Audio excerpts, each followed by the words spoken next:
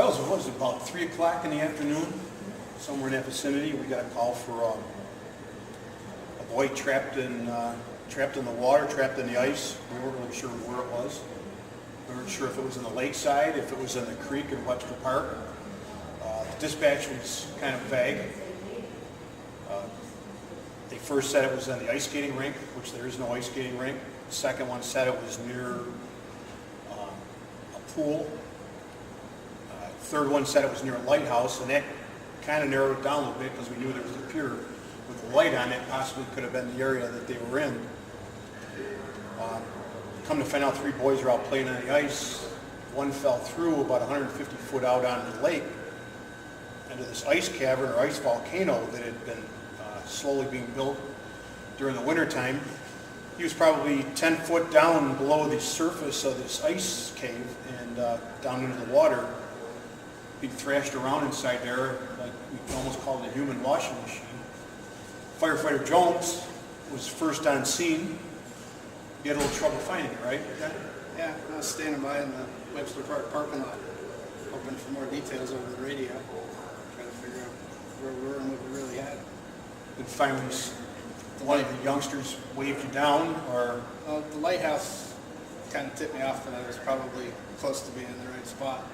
And then up over the hill, one of the kids' friends came up, waving his arms, and knew we were in the right spot then. Then you went over the embankment, you looked down, and you knew at that point we had 2 problems. We had one, we had a rescue way out on the lake ice shelf. Number 2, we had to get to the bottom of the hill, which was approximately 150 foot at what, maybe 60-degree angle, 50, 60-degree angle. And you ended up going down by yourself. What did you do? You grabbed your toe strap. I grabbed my bunker coat and grabbed my toe strap out of the Jeep because you got to go with the tool. You need something to, otherwise you're just standing by watching. I got down the hill, got out on the ice, and realized that the kid was down the hole. I made a loop out of the toe strap and was able to get it down over around his midsection and at least stabilize him until the rest of you guys showed up. And at that point, you were still fairly conscious, correct? Yeah, we were talking back and forth. I was actually able to stabilize him and hold his hand just to give him comfort. And I kept talking to him that, the rest of the guys are coming, help's on the way. We'll get you out of here real quick. And how much longer after that did firefighter Schantz show up? Felt like forever. Felt like forever. Probably you're 30 seconds behind me, maybe. Yeah, from the top vantage point at the top of the hill, I saw you running back towards the hole. It seemed like it took forever for me to get down the hill just to get down to where you were. I certainly was glad to see that toe strap around me. I had grabbed a rope out of my vehicle and brought it down, but I'm glad I saw the toe strap around it. The rope would have been a little more difficult to bring them up with. So at that point, you 2 were basically trying to comfort him. You had the strap around him. You tried to pull him up once. We tried to get him up once, and we got him up to almost to the lip of the opening, and the 2 of us together couldn't lift him with the size boy he was, and we had to let him back down. We saw a little discouraged look in his eye, and I don't blame him, but we had to let him back down in the water.